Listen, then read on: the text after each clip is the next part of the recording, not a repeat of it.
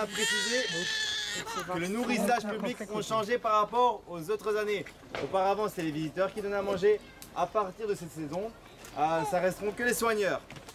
Pour des raisons de sécurité. En parlant de sécurité, il y a deux petites règles s'il vous plaît. Première chose, c'est qu'il est interdit de toucher les lémuriens. Tout simplement parce qu'une main portée sur eux peut être considérée comme de l'attaque et ils risquent donc de se défendre. Est-ce que vous savez comment un lémurien se défend par hasard? Non. Exactement, et ils le font très très bien. Je peux vous le dire. Deuxième petite chose, c'est qu'il est interdit de nourrir les lémuriens. Ça reste par contre des petits primates et ils ont très bien compris que dans vos sacs à dos, sacs à main et surtout les poussettes, il y a toujours de la nourriture. Et en plus de ça, ils sont capables d'ouvrir les tirettes. Donc il faut bien vérifier que toutes les nourritures soient bien cachées et les tirettes bien fermées s'il vous plaît et un maximum vers le bas. Merci beaucoup. Alors pour la présentation des lémuriens, nous avons de la chance. On a presque tous les katas, en tout cas, oui on a tous les katas. On a des couronnés et je cherche les varis, à mon avis c'est un peu plus discret. Donc voilà. Donc nous avons des makikata juste ici. Et j'ai profité parce que je vois qu'il y a un couronné juste derrière. Non, il est juste là. Donc là on a Mimi Siku. Notre petit couronné, ils sont deux. Il y a son petit frère Oups qui est certainement... Il est un peu plus timide, donc il est un peu plus discret. Donc peut-être qu'il viendra par après.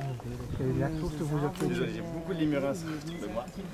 Donc on va plus parler des makikata en ce moment. Donc ils sont très présents. Donc on a un grand groupe de 15 individus avec le petit bébé. Je vois que la maman est là. Donc le bébé. Ouais, il est sur le dos là. Il est sur le femelle. Exactement. Alors voilà, un bon exemple de babysitting. Donc la femelle de la maman plutôt est juste à côté de moi, tandis que le bébé est à côté sur un autre. Je vois pas le bébé. Vous l'avez vu? Juste là derrière. Il est derrière les herbes. Sur la gamelle. Ah oui d'accord mon père. C'est pas babysitting, il est en train de manger tout seul, sa maman n'a pas du tout d'intérêt pour lui en ce moment. Donc il est âgé de 8 semaines. Donc normalement c'est à partir de cet âge là qu'il va commencer à se développer tout seul, à marcher tout seul comme il est en ce moment.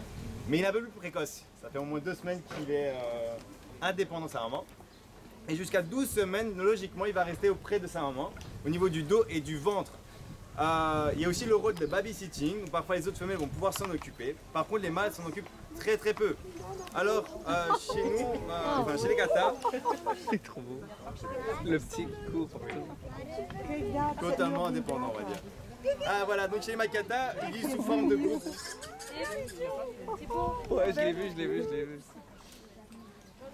Donc ça, c'est notre jeune nouveau mâle qui s'appelle Sambao. Il vient seulement d'être baptisé. Donc chez les katas, comme je l'ai dit, il y a les femelles qui vont s'entraider pour s'occuper des bébés. Par contre, les mâles vont vraiment rester à l'extérieur du groupe. Parce que même s'ils vivent en polygamie, il y a une certaine hiérarchie. Devinez qui commande? Les femelles qui commandent, un peu comme à la maison, messieurs, on va dire ça comme ça. Donc ce sont les femelles qui vont défendre le territoire, ce sont les femelles qui vont avoir la priorité sur la nourriture, qui vont s'occuper des bébés du coup, mais les mâles vont vraiment rester à proximité du groupe, mais on est... Ça va être un peu compliqué aujourd'hui, je suis désolé. Les mâles vont rester en périphérie pour la reproduction, donc il y a des saisons aussi pendant la période de reproduction, donc chez nous c'est souvent vers octobre-novembre. Et pour avoir des naissances au niveau de début mars, enfin fin mars plutôt. Par contre, oui, ils se battent souvent. Donc maintenant je vais parler un peu plus des couronnés. Donc le couronné qui est juste derrière, nous avons deux. Donc on a Mimi Siku et Oups. Mimi Siku vient de fêter son anniversaire aujourd'hui, non hier. Donc on peut lui souhaiter un bon anniversaire. Alors la particularité des couronnés, c'est qu'il y a un dichromisme sexuel, c'est-à-dire que le mâle est totalement différent de la femelle. Cependant nous n'avons que des mâles, donc c'est un peu compliqué de vous montrer à quoi ressemble une femelle. Et c'est aussi un peu compliqué d'avoir de la reproduction. Par exemple chez les makivari aussi nous n'avons que des mâles, donc c'est encore un peu compliqué pour la reproduction. De ce côté-là, c'est souvent au niveau à l'intérieur du bâtiment, donc c'est un peu plus discret. Après l'explication ici, je vais nourrir au niveau des vitres. Vous aurez peut-être la chance de les voir. Donc chez les makivari, c'est un plus gros lémurien, il fait 4 kg comparé à un kata qui fait 2,5 kg. Parfois c'est des oiseaux aussi. C'est incroyable. Quel réflexe. Il suffit d'avoir une cigogne et ils se mettent en alerte, tout simplement parce que les prédateurs des lémuriens sont souvent des rapaces. Donc ils font très attention à ce qui se passe au-dessus d'eux. Vous allez voir aussi que je donne des carottes. des légumes aussi essentiellement. Les lémuriens, en tout cas les macatas, sont omnivores à tendance végétarienne. Donc c'est vraiment qu'ils vont manger plus de fruits, mais aussi des fleurs, des feuilles, mais aussi parfois des insectes et des œufs. Ce qui est très rare, parce qu'on leur donne aussi un peu de temps en temps, 2 fois semaine. Maintenant je vais passer au niveau des makivari, même s'ils ne sont pas là. Donc c'est un chouette groupe de lémuriens qui font plus ou moins 4 kilos. Il faut savoir qu'ils font tous partie de la même famille, ils sont tous des lémuriens, même s'ils ne se ressemblent pas énormément.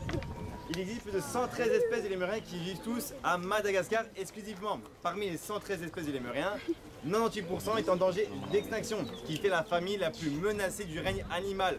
On n'est pas à l'abri que d'ici quelques années, il n'y ait plus de lémuriens à l'état sauvage. Ils sont victimes de braconnage, mais aussi de déforestation. Il ne reste plus que 10% de la forêt originelle de Madagascar, ce qui reste vraiment un très petit territoire. Alors qu'est-ce qu'on peut faire de la Belgique? C'est faire de la sensibilisation, comme je suis en train de faire en ce moment, mais aussi faire attention à notre quotidien. Ils ne sont pas faciles surprenants. Donc ils sont déforestés pour les minerais, mais aussi pour le bois exotique. Donc faisons attention aux meubles à bois exotique, mais aussi aux aliments qui participent à la déforestation massive, comme le soja ou l'huile de palme. Et la dernière chose, c'est en faisant des dons financiers à des associations ou à des fondations. Exemple, Péridesa Fondation font des dons financiers pour la réintroduction de Makivariru, qui se trouve peut-être à l'intérieur du bâtiment. Par exemple, le Makivariru est en danger critique, ce qui fait que c'est un animal encore plus en danger que le panda. J'ai fini ma présentation, je vais faire un nourrissage un peu plus proche de vous. Donc n'hésitez pas, si vous avez des questions, n'hésitez pas à venir vers moi. S'ils sautent sur vous, restez vraiment calme. S'ils ne viennent pas, je suis vraiment désolé, c'est vraiment en fonction du bon vouloir. Je vous souhaite donc une bonne journée à Péridesa. Merci. Avec plaisir.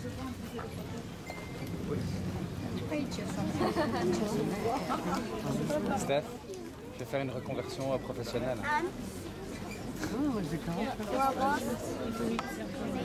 Les carottes, regarde.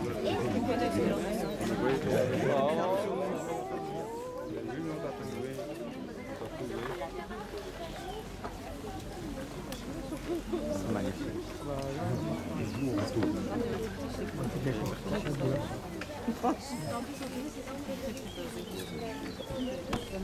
Weet je wat het lastige dat we lucht nog heel veel goed kost de vis naar elkaar aan en kijk wat object zet dat je ja, heb je ding, ja.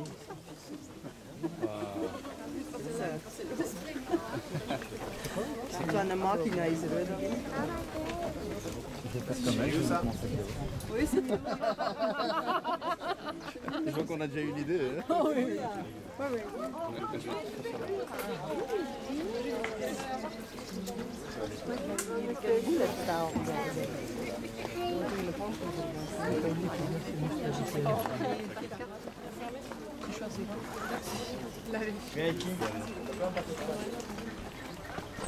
C'est pas très rapide.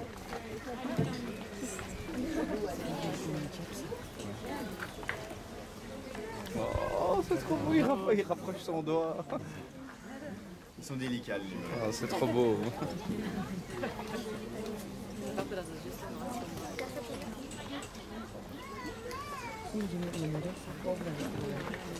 dat hij op je breken moet gaan waar vroeger vooral geweest. Ik heb daar net al de kans gemist als hij nog niemand wil dat ik niet tegen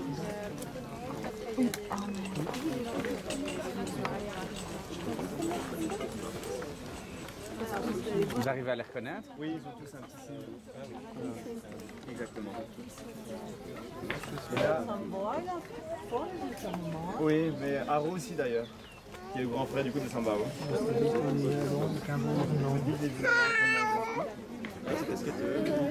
Steph, vous savez comme il est bien lui, il bouge Haro pas. ressemble vraiment beaucoup plus sincèrement que Sambao. Là on voit vraiment les mêmes regards. Attends, bouge pas Steph. Très jaune, on voit vraiment les yeux vraiment très jaunes.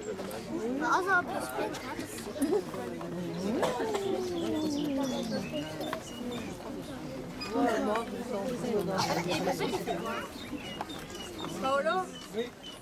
Ah oui, ça. J'ai pas mis Missicu avec toi.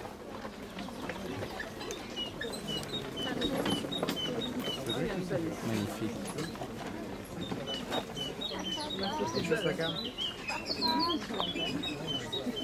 C'est magnifique. Wanneer? Gaan niet meer de bedoeling gaan. Ja, daar je ze niet meer mag eten. Oh.